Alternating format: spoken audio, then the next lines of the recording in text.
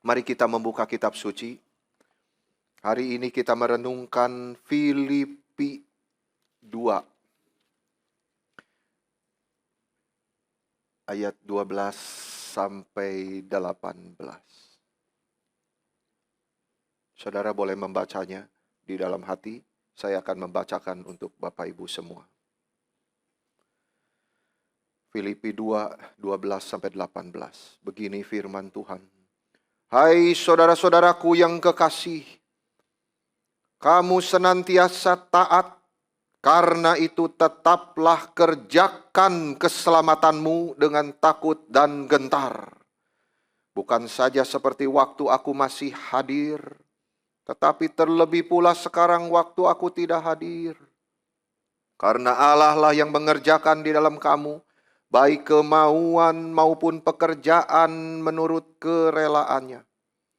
Lakukanlah segala sesuatu dengan tidak bersungut-sungut dan berbantah-bantahan, supaya kamu tiada beraib dan tiada bernoda, sebagai anak-anak Allah yang tidak bercela di tengah-tengah angkatan yang bengkok hatinya dan yang sesat ini, sehingga kamu bercahaya di antara mereka seperti bintang-bintang di dunia, sambil berpegang pada firman kehidupan, agar aku dapat bermegah pada hari Kristus, bahwa aku tidak percuma berlomba dan tidak percuma bersusah-susah, tetapi sekalipun darahku dicurahkan pada korban dan ibadah imanmu, aku bersuka cita. Dan aku bersuka cita dengan kamu sekalian, dan kamu juga harus bersuka cita demikian, dan bersukacitalah dengan aku.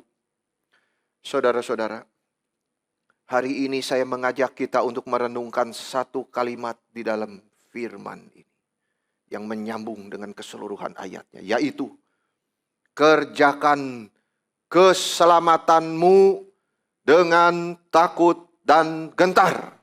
Saudara-saudara, kerjakan keselamatanmu dengan takut dan gentar. Apakah keselamatan itu usaha kita? Saya membagi ini ke dalam dua bagian. Yang pertama adalah tanggung jawab Kristen. Tanggung jawab orang Kristen. Saudara-saudara, keselamatan itu adalah anugerah dari Tuhan. 100%. Tidak ada usaha kita, tidak ada campur tangan manusia. Itu sebabnya Paulus berkata di ayat 13, apa itu saudara? Karena Allah lah yang mengerjakan di dalam kamu. Tidak ada kesombongan kita. Tidak ada usaha kita sama sekali. Keselamatan itu murni Tuhan yang memberikannya. Karena Allah lah yang mengerjakan di dalam kamu, baik kemauan maupun pekerjaan menurut kerelaannya. Tetapi saudara-saudara, anugerah keselamatan ini menuntut tanggung jawab. Tanggung jawab orang Kristen. Tanggung jawab anak-anak Tuhan setelah diselamatkan. Paulus tuliskan di ayat 12. Kerjakan keselamatanmu itu dengan takut dan gentar. Saudara-saudara, takut dan gentar ini satu tuntutan daripada anugerah Tuhan untuk sungguh-sungguh taat kepada perintah Tuhan. Takut bukan menakutkan karena ada anugerah Tuhan. Gentar bukan seperti gentar yang tidak ada harapannya, karena ada pengharapan di dalam Kristus. Itu sebabnya saudara-saudara, jikalau kita sudah menerima anugerah keselamatan, kita tidak boleh berbuat semaunya sendiri. Karena orang yang sudah benar-benar di dalam Kristus, ia seperti benih yang hidup, yang pasti bertumbuh dan berbuah. Pasti. Semua anak-anak Tuhan pasti berbuah. Harus bertumbuh, harus berbuah. Berbuah itu berarti hidupnya ada perubahan. Dari benih bertumbuh, ada perubahannya. Dan berbuah, ada perubahannya. Pertobatan itu tidak kelihatan, tetapi kelakuan itu kelihatan. Kalau tidak, Yakobus 2:17, imannya mati adanya. Saudara-saudara, Zakeus waktu bertobat, ia berkata begini, Tuhan, setengah dari milikku akan kuberikan kepada orang miskin. Dan sekiranya ada sesuatu yang kuperas dari seorang akan kukembalikan 4 kali lipat. Oh, itu pertobatan yang sejati. Keluar daripada kelakuannya itu. Inilah pertobatan yang sungguh-sungguh. Imannya terlihat dari kelakuan dia, tekad dia, dan dia kerjakan. Jadi soal keselamatan ini memang sangat berhubungan dengan perubahan hidup kita. Lukas 13 ayat 23. Murid-murid, saudara-saudara, sudah putus asa. Mereka bilang begini, Tuhan, sedikit sajakah orang yang diselamatkan? Tuhan jawab begini, berjuanglah untuk masuk melalui pintu yang sesak itu. Apa artinya, saudara-saudara? Sebelum Yesus berbicara ini, ia berbicara soal biji sesawi dan ragi di dalam kerajaan Allah. Artinya apa, saudara?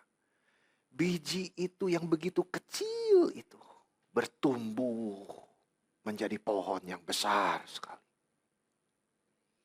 Lalu ragi yang sedikit itu berkembang menjadi roti yang besar. Jadi perjuangan di sini bicara pertumbuhan. Inilah orang-orang di dalam kerajaan Allah. Orang-orang yang sudah pindah dari kerajaan setan ke kerajaan Allah. Orang-orang yang mati kepada hidup. Ada pertumbuhan. Ada perkembangan. Ada buahnya. Hidupnya bertumbuh terus menghasilkan buah. Karena ada kuasa Roh Kudus yang bekerja di dalam hatinya. Inilah ciri-ciri orang yang diselamatkan. Ada perjuangan untuk menyatakan buah pertobatannya. Dan perjuangan ini Tuhan taruh di dalam panggilan dia. Pekerjaan dia, hidupnya, setiap aspek hidupnya. Ini tanggung jawab kita untuk menyatakan buah pertobatan kita. Memang tidak mudah, saudara-saudara. Martin Luther berkata begini, saudara. Terhadap semua keletihan dan tekanan di dalam perjuangan iman dan reformasi dia. Dia berkata satu kalimat, inilah menderita penderitaan yang baik. Dia tahu itu keharusan. Dia terus kerjakan. Calvin berkata begini, terhadap semua kesulitan di dalam pelayanannya, penyakitnya yang dideritanya. Saudara kalau baca listnya itu Luther dan Calvin, wah sakitnya luar biasa. Ada ginjal, ada batu, ada segala macam. Saudara-saudara. Dia berkata begini Calvin, perjuangan kematian yang terus menerus. Saudara-saudara. Dan termasuk kita semua punya tanggung jawab untuk terus bertumbuh di dalam perjuangan yang sama. Sampai kita berkata seperti Paulus sendiri tuliskan di sini. 2 Timotius 4 ayat 7. Saudara-saudara, aku telah mengakhiri pertandingan yang baik. Ini semua ada nuansa perjuangan di dalam hidup kita. Paulus bilang seperti ini, sebelum dia mati. Aku telah mengakhiri pertandingan yang baik. Aku telah mencapai garis akhir dan aku telah memelihara iman. Ini perjuangan yang ia mulai 30 tahun yang lalu. Di jalan yang dia tuju ke Damaskus. Saat sinar yang begitu terang dari surga itu menyinari dia. Dan dia bertobat di situ. Ketemu Tuhan sendiri. Saudara-saudara, dia diselamatkan oleh Tuhan. Mulai dari 30 tahun yang lalu itu. Perjuangan terus. Yang dia anggap sebagai pertandingan iman itu. Dan dia pelihara iman itu terus menerus kepada Yesus Kristus. Sekarang Paulus sedang di penjara. Waktu dia tuliskan, aku telah mengakhiri pertandingan ini. Yang baik ini. Aku telah mencapai garis akhir dan aku telah memelihara iman. Dia sedang di penjara. Dia sedang di dalam ikatan fisik yang tidak bebas. Dia tidak bisa jalan semaunya dia. Seperti orang cacat. Tetapi dia tidak putus asa. Dia tidak nangis-nangis. hidup tidak berguna. Tidak, saudara-saudara. Tetapi Paulus tahu dia sudah memperjuangkan imannya sampai akhir. Tulis surat. Meskipun di penjara. Dia bisa tulis surat. Kuatkan gereja-gereja. Saudara-saudara, selama hidup, nafas diberikan, saudara tidak ada sedikit pun saudara tidak menjadi saksi Tuhan. Saudara sedang dipakai terus oleh Tuhan. Jangan putus asa. Jangan sedih, saudara-saudara. Meskipun saudara di dalam keadaan yang sulit bergerak. Ya saudara-saudara, nyatalah anugerah dan cinta Tuhan. Paulus tahu dia sudah memperjuangkan imannya. Meskipun dia diam di situ. Dia memperkuat gereja-gereja Tuhan. Dia sudah hidup menyatakan buah pertobatannya. Dia tidak pedulikan diri. Terombang-ambing di lautan. Kapal karam. Dihina. Dipukuli. Semua bagi Injil Tuhan. Dia hatinya betul-betul murni. Saya sudah hidup bagi Tuhan. Saya sudah fokus kepada Tuhan. Dan sampai akhir, di tengah semua kesulitannya itu, dia tidak menyangkal Tuhan. Dia memelihara imannya. Dia tetap percaya kepada Kristus. Dan dia yakin sudah hidupnya memuliakan Tuhan. Ini penting sekali saudara bagi hidup kita semua. Hidup cuma satu kali. Baik-baik hidup memuliakan Tuhan. Satu hari kalau pekerjaan kita sudah selesai, kita akan dipanggil Tuhan. Kita harus mempertanggungjawabkan semuanya. Saudara-saudara, iman kita harus konsisten seperti Paulus. Pelihara iman. Imannya konsisten terus di dalam kebenaran. Itu sebab ia berkata, aku telah mengakhiri pertandingan yang baik. Saudara, tidak mudah untuk konsisten. Paulus berkata, kerjakan keselamatanmu itu dengan takut dan gentar. Itu berarti satu kesungguhan untuk terus konsisten memperjuangkan iman yang sudah dia terima di dalam Kristus Yesus.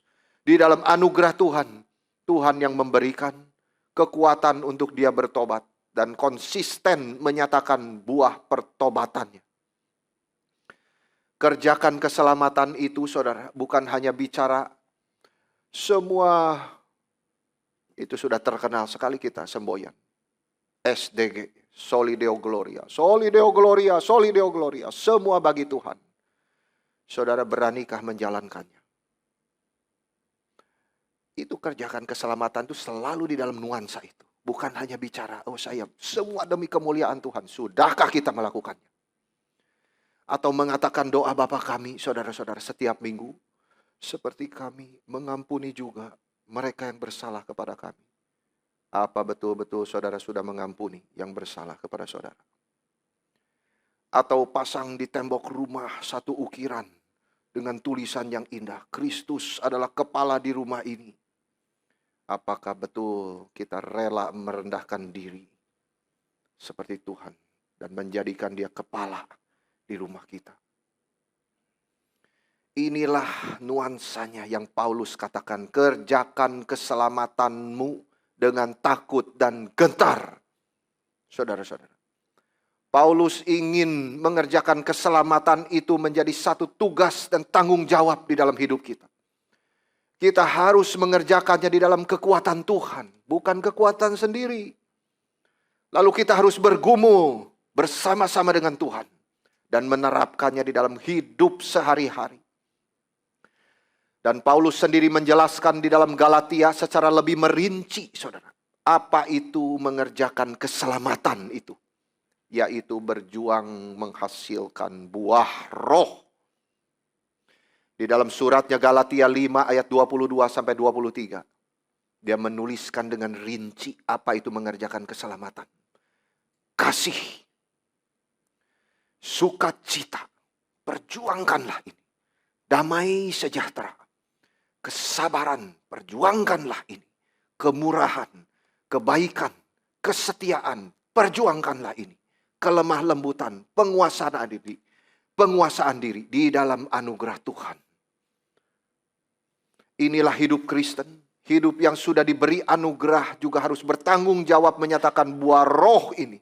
Di tengah keadaan yang tidak baik, yang Tuhan izinkan. Sementara kita terus dibentuk oleh Tuhan menghasilkan 9 buah roh ini. Itu sebabnya di dalam anugerah Tuhan kita mengasihi yang tidak layak kita kasihi. Di dalam ketaatan kepada Tuhan kita memiliki sukacita. Itu yang kedua. Meskipun setiap hari jerih lelah di dalam pekerjaan kita, menanggung beban kita, ada sukacita. Di dalam Tuhan yang sudah mati dan bangkit, ada damai sejahtera. Kita ingat Tuhan sudah mati dan bangkit, memberikan sejahtera di dalam hati kita. Saudara-saudara, begitu banyaknya saya memberikan ilustrasi. Orang itu ada satu perlombaan lukisan. Begitu banyaknya seniman-seniman yang melukis untuk menggambarkan kedamaian itu. Pemandangan yang indah, matahari yang terbit. Saudara-saudara, lautan yang tenang. Tetapi yang menjadi juaranya, yang pertama saudara-saudara, adalah dia yang melukis seekor burung berada di sangkar dia. Sangkarnya tergantung di satu tangkai daripada pohon yang sedang berada di pinggir air terjun yang menggelora itu. Dia tenang di situ, di dalam sangkar. Saudara-saudara, di dalam Tuhan gunung batu kita, Raja Damai, ada ketenangan meski kita berada di tengah serangan setan dan penderitaan yang tidak ada habisnya. Di dalam kekuatan Tuhan, kita bisa bersabar untuk tetap berharap di tengah semua kesulitan yang kita alami. Di dalam Tuhan yang sudah menyelamatkan kita, kita sanggup bermurah hati untuk mengampuni orang lain yang bersalah kepada kita. Bahkan mengasihi musuh kita. Itu murah hati. Di dalam Tuhan yang baik kita mampu berbuat kebaikan untuk membangun orang lain. Di dalam topangan Tuhan kita sanggup memelihara kesetiaan kepada kebenaran yang sudah kita terima di atas mimbar. Di dalam anugerah Tuhan kita diberi kekuatan untuk terus lemah lembut, taat kepada pimpinan Tuhan.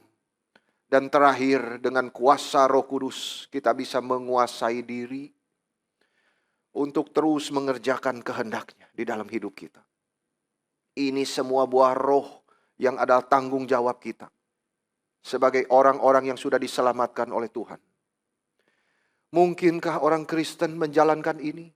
Mungkin, saudara-saudara, karena ada Roh Kudus. Makin Tuhan kasih orang yang susah di sebelah kita, makin kita sadar Tuhan mengasihi kita. Ia sedang bekerja untuk merubah kita. Lebih mengasihi, lebih lemah lembut, lebih bersabar. Bukan kekuatan kita, tetapi Roh Kudus yang akan memberikan kekuatan kepada kita untuk mengerjakan keselamatan kita. Hidup oleh Roh, hidup dipimpin Roh, hidup berjalan di dalam Roh. Saudara-saudara, marilah kita hidup fokus kepada Kristus, hidup di dalam anugerah Tuhan, untuk terus berjuang menghasilkan buah, kasih, sukacita, damai sejahtera, kesabaran, kemurahan, kebaikan, kesetiaan, kelemah lembutan, penguasaan diri. Paulus berkata, inilah yang harus kita perjuangkan di dalam mengerjakan keselamatan dengan takut dan gentar. Paulus menambahkan di Galatia, kita sungguh-sungguh menyalibkan daging dan menyerahkan diri dipimpin oleh Roh. Tidak ada jalan lain, saudara-saudara. Ini sikap orang Kristen yang bertanggung jawab. Dia di dalam Galatia 5, 24-25. Barang siapa menjadi milik Kristus Yesus, kalimat selanjutnya, ia telah menyalibkan daging. Menyalibkan daging, dibawa ke salib Tuhan. Aku mati bersamamu Tuhan, dagingku, semua keakuan, semua keegoisan, semua kemarahan, semua egois itu, Tuhan pakukanlah bersamamu. Ia telah menyalibkan daging dengan segala hawa nafsu dan keinginannya. Itu sebabnya saudara, segala perbuatan daging yang Paulus sebutkan harus disalibkan bersama Tuhan. Yang pertama percabulan, kecemaran, hawa nafsu bawa ke salib, paku di situ. Tuhan berkata, sangkal diri, pikul salibmu. Semua penyembahan berhala, sihir, perseteruan, bawa ke salib, pakukan di situ. Jangan dicabut lagi pakunya.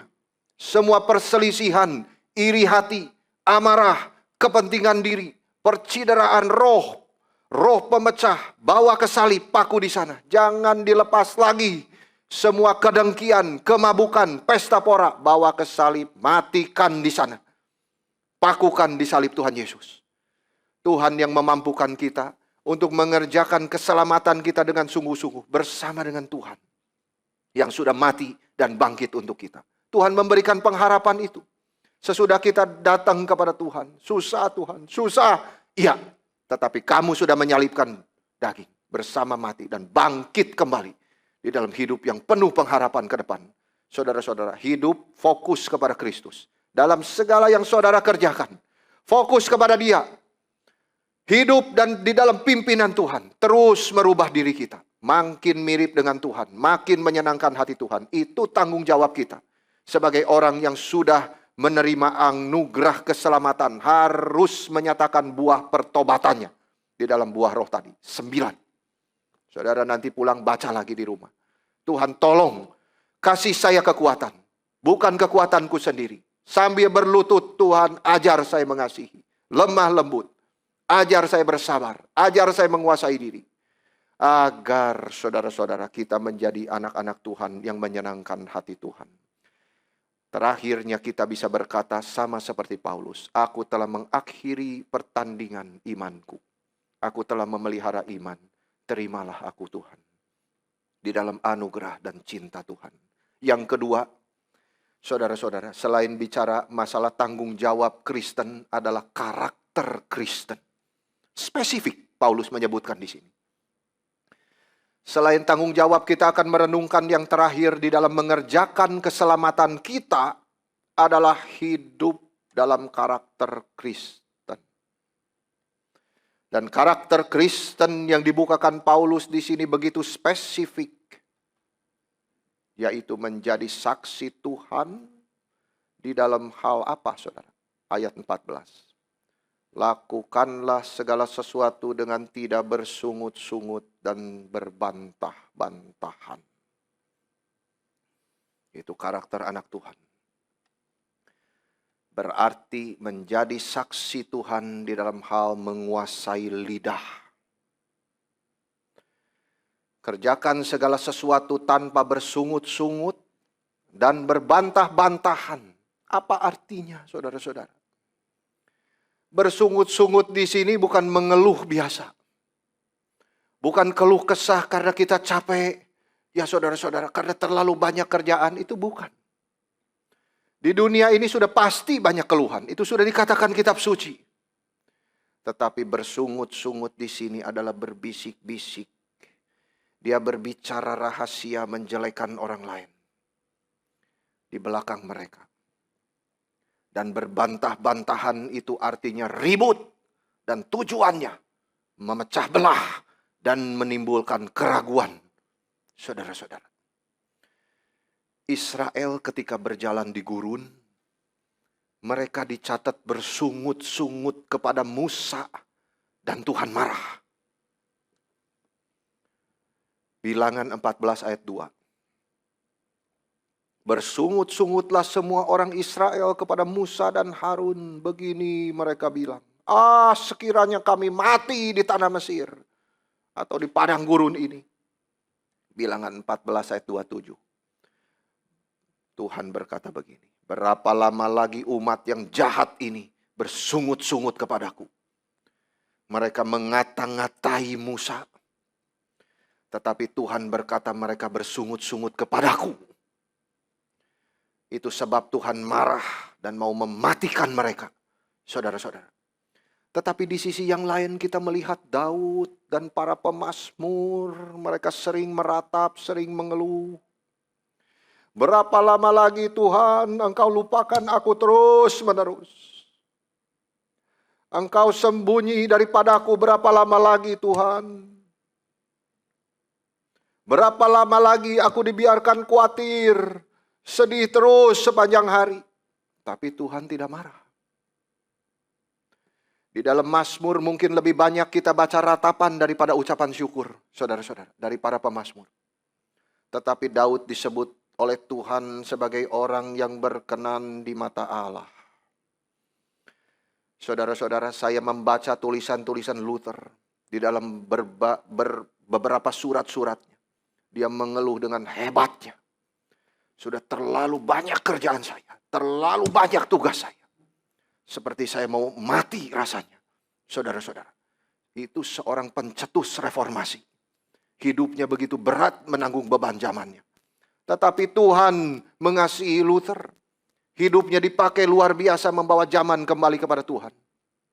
Saya juga baca biografi penulis Katekismus Heidelberg, Zakaria Ursinus.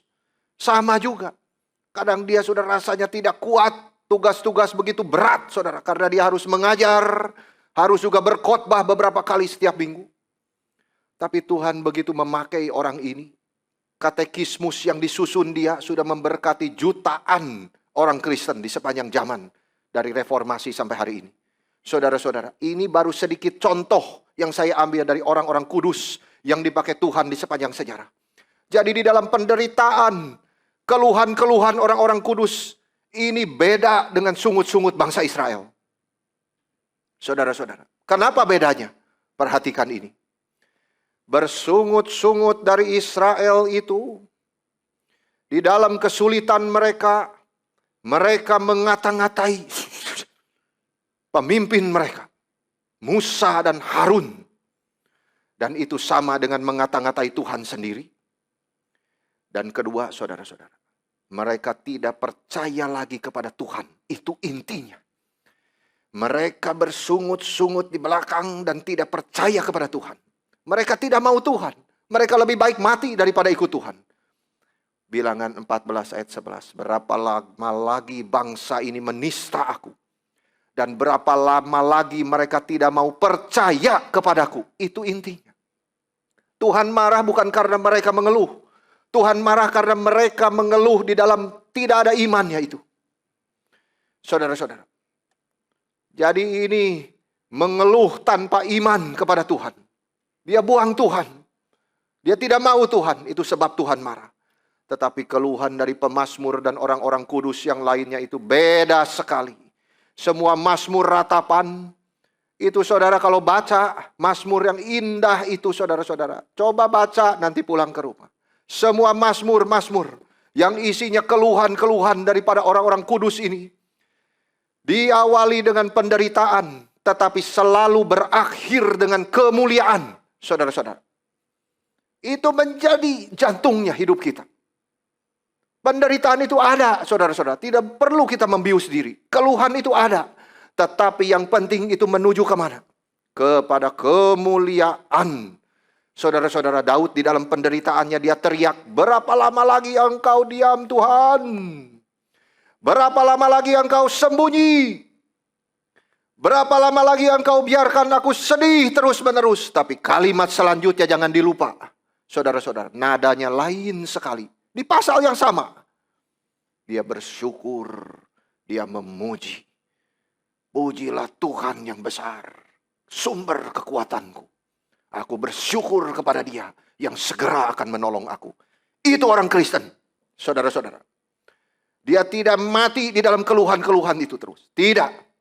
Di dalam penderitaan itu dia melihat kemuliaan yang besar yang menantikan dirinya. Saudara-saudara, itu keluhan orang beriman. Lain dengan orang-orang Israel di padang gurun itu. Itu keluhan orang yang beriman. Keluhan yang disertai ucapan syukur. Keluhan yang disertai pujian kepada Tuhan. Itulah pemazmur yang hidup apa adanya di hadapan Tuhan. Bukan menyuntik diri dengan positive thinking terus-menerus. Tidak, saudara-saudara. Penderitaan itu ada. Saya lalui dengan kekuatan dari Tuhan. Anugerah cinta kasih dari Tuhan. Mencapai sesuatu ucapan syukur dan kemuliaan bagi Tuhan. Puji Tuhan, saudara-saudara. Sama juga dengan Luther. Sama juga dengan Ursinus. Semua begitu. Mereka semua orang beriman yang ada mengeluh. Tetapi sekaligus bersyukur dan memuji Tuhannya. Itu sebab keluhan mereka itu wajar. Sebagai manusia yang terbatas. Di dalam kesulitan dan derita yang Tuhan izinkan. Tetapi dari dasar sedalam hatinya, mereka tetap pegang tangan Tuhan. Itu bedanya, saudara, dengan Israel yang bersungut-sungut itu. Mereka tetap percaya, pegang tangan Tuhan. Berapa lama lagi Tuhan? Mereka bersyukur kepada Tuhan. Aku percaya Tuhan, Engkau menjadi sumber daripada kekuatan bagi diriku. Mereka memuji Tuhan yang berdaulat atas hidup mereka. Dan mereka taat menjalankan kehendak Tuhan atas hidup mereka. Tuhan tidak menciptakan kita untuk dosa dan penderitaan. Dia menciptakan kita untuk hidup suci dan bersuka cita. Tetapi dosa sudah masuk dan membawa banyak derita. Itu sebab penderitaan menjadi bagian hidup kita. Tetapi itu tidak menjadi nasib kita. Karena kitab suci menjanjikan dari penderitaan menuju kemuliaan. Hidup kita bergerak dari penderitaan menuju kepada kemuliaan. Itu sebabnya saudara jangan putus asa. Ketika sudah harapan sepertinya tidak ada. Sepertinya jalan sudah terputus. Tetapi Tuhan berkata jalan kita tidak pernah buntu. Kita selalu ada jalan. Dan jalan itu menuju kepada kemuliaan. Di dalam seluruh ratapan ada kekuatan baru untuk bersyukur. Ada penghiburan baru untuk terus memuji Tuhan. Selalu begitu, saudara-saudara. Terus dari derita menuju kemuliaan. Itu dicantum di dalam Mazmur. Perjalanan hidup orang percaya. Terus dari derita menuju kemuliaan. Kita akan bermegah pada hari Tuhan nanti. Tuhan yang akan menyambut kita dengan tersenyum. Saudara-saudara, jikalau kita memelihara iman kita. Itu sebab kita dikuatkan. Kita dihibur untuk mengerjakan keselamatan kita dengan tidak bersungut-sungut dan berbantah-bantahan itu. Artinya anak-anak Tuhan percaya kepada Tuhan yang berdaulat atas hidupnya. Dan dia taat, saudara. Bukan cuma percaya. Tuhan berdaulat, iya saya percaya. Tapi harus taat mengerjakan keselamatan dia. Di dalam segala bidang hidupnya. Bagi kemuliaan Tuhan sendiri. Sehingga kita berkata, tiada beraib dan tiada bernoda katanya. Ini karakter orang Kristen yang menjadi saksi di tengah dunia. Ayat 15 Paulus berkata begini. Supaya kamu tiada beraib dan tiada bernoda. Setelah kamu menguasai lidahmu, kamu tiada beraib dan tiada bernoda. Sebagai anak-anak Allah yang tidak bercela di tengah-tengah angkatan yang bengkok hatinya dan yang sesat ini. Sehingga kamu bercahaya di antara mereka seperti bintang-bintang di dunia. Saudara, Tuhan memanggil kita menjadi terang bagi orang-orang yang belum percaya. Dari zaman para nabi sampai rasul semua bicara terang ini. Hanya satu tujuan, menuntun orang berdosa kepada kebenaran, yaitu Kristus Yesus sendiri. Terang itu selalu berhubungannya dengan gelap. Membawa orang keluar dari kegelapan menuju kepada kebenaran di dalam Kristus Yesus. Supaya mereka boleh diselamatkan melalui iman kepada Yesus. Jadi jangan bersungut-sungut supaya tiada aib dan noda ini apa artinya. Di dalam nuansa ini menjadi saksi Tuhan. Berarti saudara-saudara, orang-orang Kristen harus menjalankan misinya di dunia ini dengan membersihkan percakapannya di dalam komunitas dia. Kita diberi bijaksana, kita diberi penguasaan diri untuk kita tahu berbicara. Dengan satu tujuan membawa orang-orang kepada Yesus Kristus. Bukan kepada dirinya.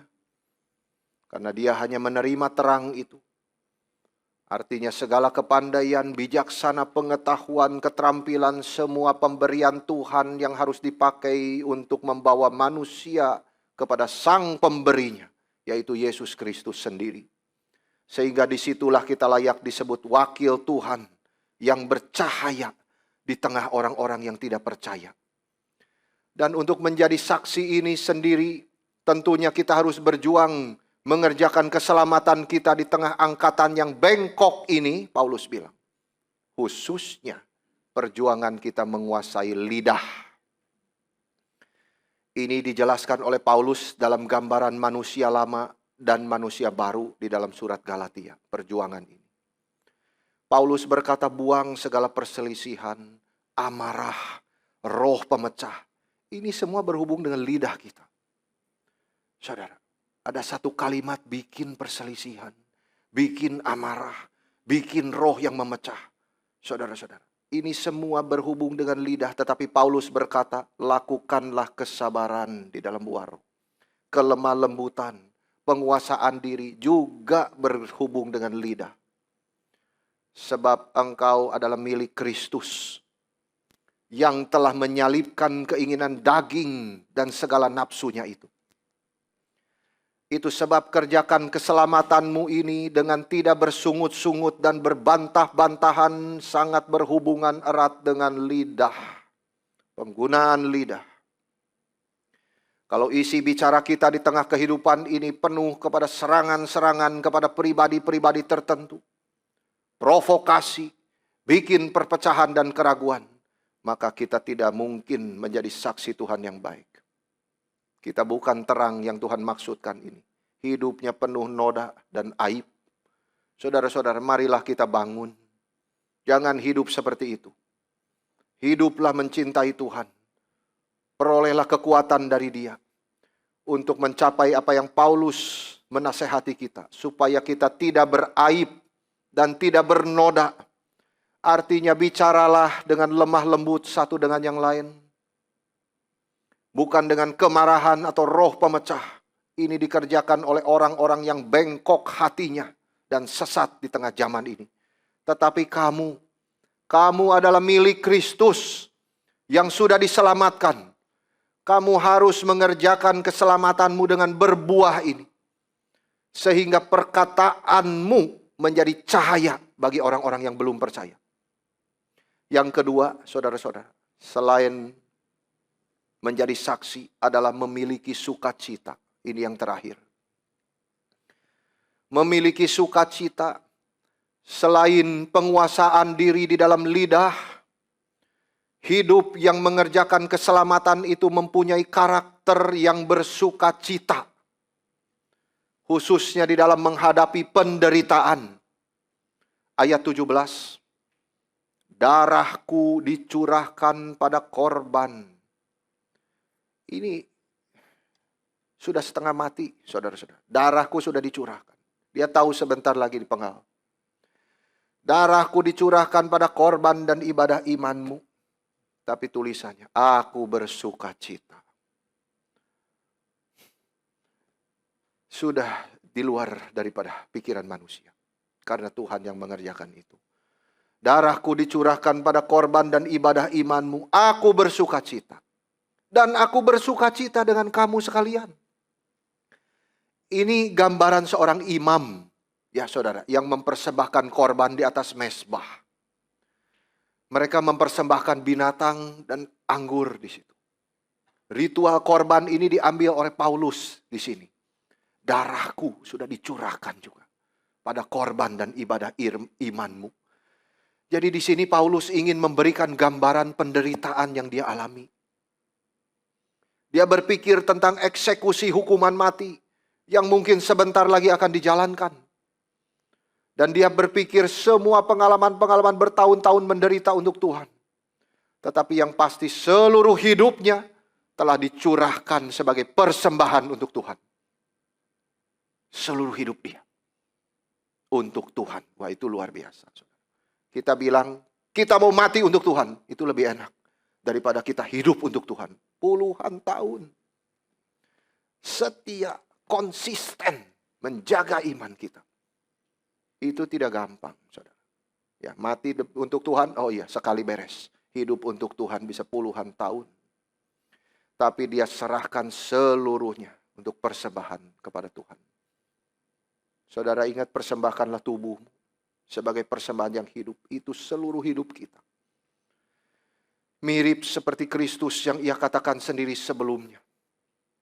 Yesus yang sudah mengosongkan dirinya, mengambil rupa seorang hamba yang sama dengan manusia, sampai mati di atas kayu salib.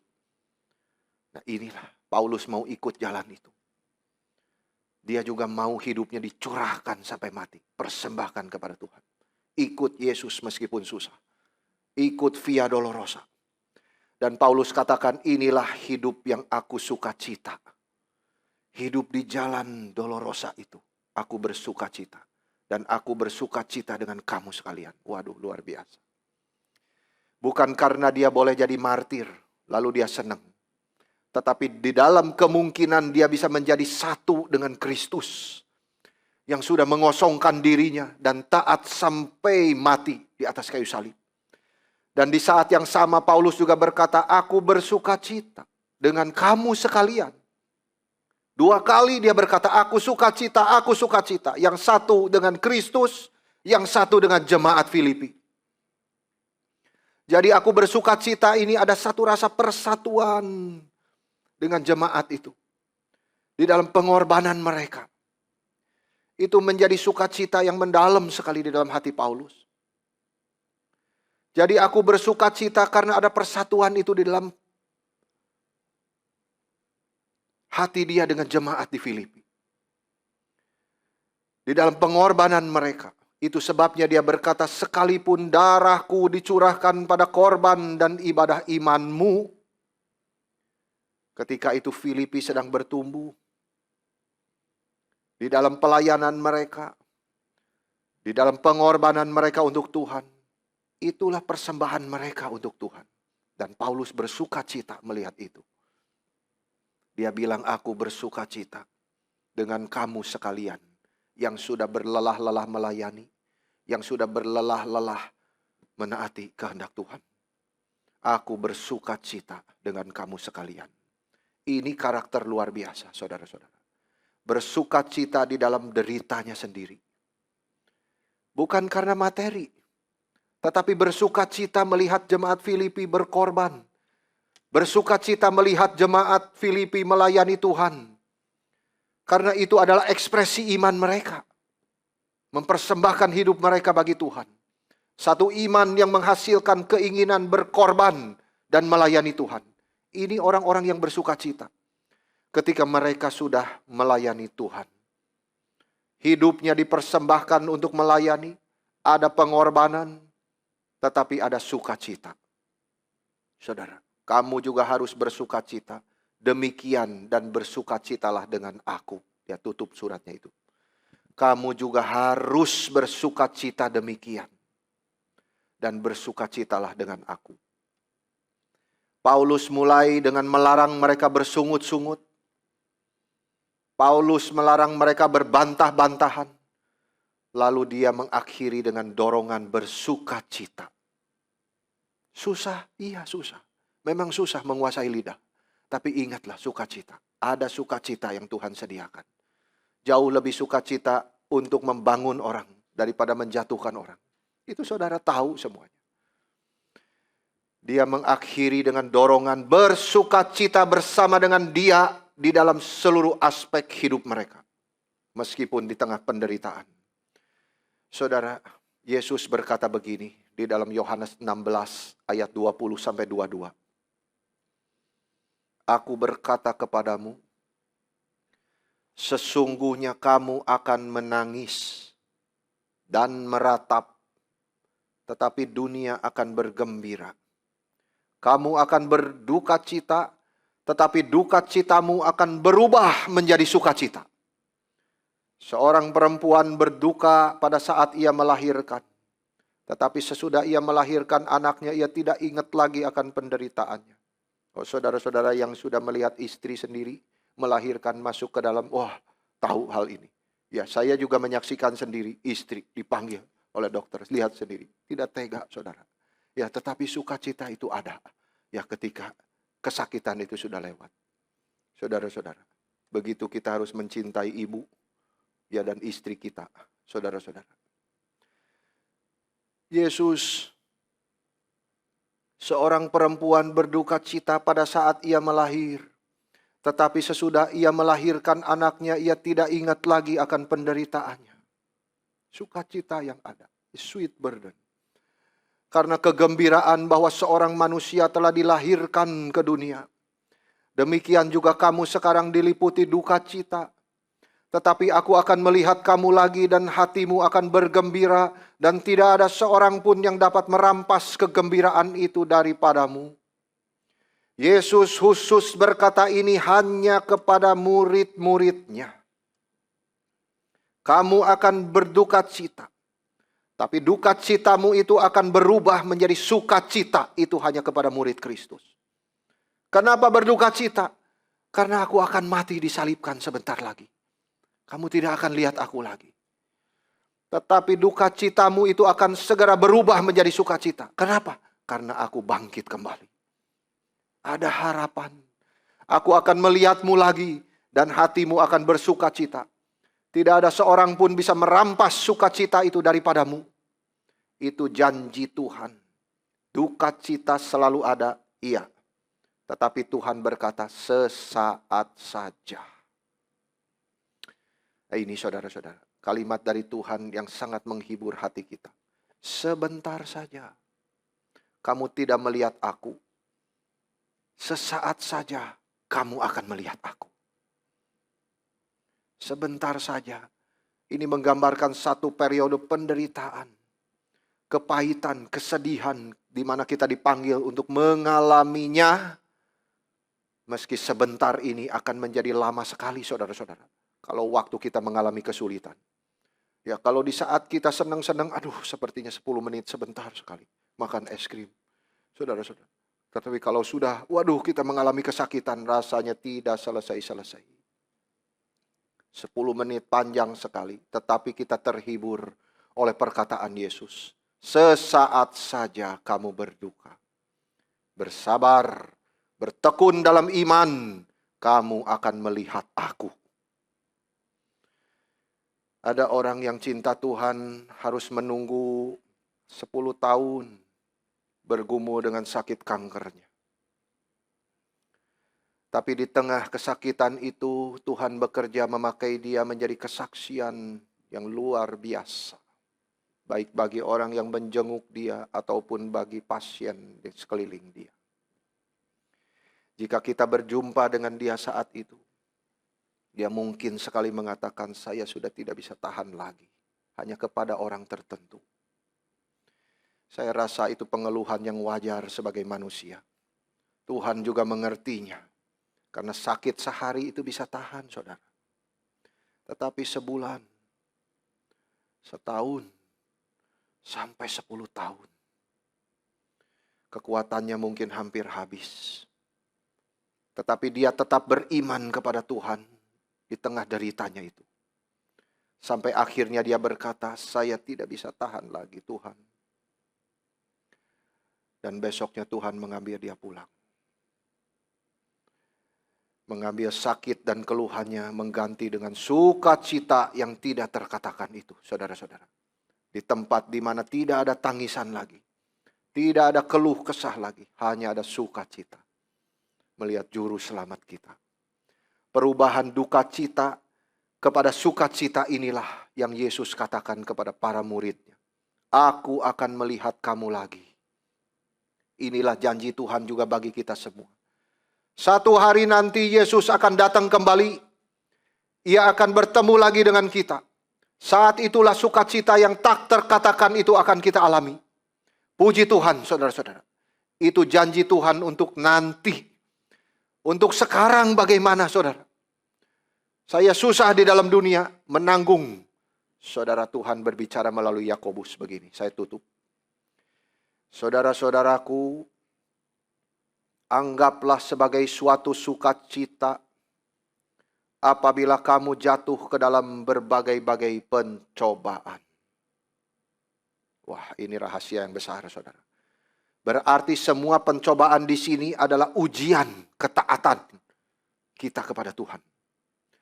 Karena sifat buruk yang terus meningkat dalam diri kita, maka pencobaan harus ada untuk mematikan keinginan daging itu. Kalau kita bergumul dengan sakit penyakit, macam-macam pengobatan, cari alternatif ke sana sini saudara. Dicoba untuk menyembuhkan itu. Begitu juga. Tuhan memberikan banyak penderitaan. Karena apa saudara? Karena ambisi liar. Karena ketamakan, iri hati, kerakusan, cinta dunia yang berlebihan, dan berbagai nafsu yang tidak mungkin bisa disembuhkan dengan obat yang sama, sedang menguasai kita. Itu sebabnya tidak ada penderitaan yang boleh mengganggu sukacita kita. Karena itu adalah obat yang Tuhan berikan untuk kebaikan kita. Saudara-saudara, mungkin ada orang-orang di dunia bisa dengan cara-cara meditasi, mereka kosongkan dirinya, pikirannya, saudara-saudara, menyatu dengan alam. Iya toh. Sehingga nafsu-nafsu itu diredam. Dan dia dapat menghadapi penderitaan tanpa rasa sedih. Tetapi saudara garis bawahi, dia tidak mungkin bisa menghadapi penderitaan dengan sukacita. Itu tidak mungkin dialami oleh orang dunia. Hanya murid Tuhan, hanya orang yang berpegang kepada Tuhan, bisa menghadapi penderitaan dengan sukacita. Melalui kuasa Roh Kudus. Apakah kita mau bersukacita? Apakah saudara tetap bersukacita di tengah derita yang ada? Itu selalu menjadi pertanyaannya. Itu sebab sementara sekarang kita yang masih di dalam dunia, Tuhan berpesan kepada kita semua, sebagai anak-anak Tuhan, di dalam anugerah Tuhan, hadapilah setiap pencobaan dengan sukacita. Sambil tetap bercahaya menjadi saksi Tuhan. Baik-baiklah saudara di dalam berkata-kata. Berjuanglah di dalam menguasai lidahmu. Untuk menguatkan orang lain. Menghibur orang lain. Sehingga saudara bercahaya di tengah orang-orang yang belum percaya. Sampai satu hari nanti, sebentar saja. Di dalam anugerah Tuhan, semua perjuangan kita, pengorbanan kita, jerih lelah kita, keluh kesah kita akan digantikan dengan sukacita yang tidak terkatakan itu. Paulus berkata, kita tidak percuma berlomba. Kita tidak percuma bersusah-susah. Karena kemuliaan yang menanti kita di hari Yesus Kristus datang kembali. Sampai di sini kiranya Tuhan menolong kita semua.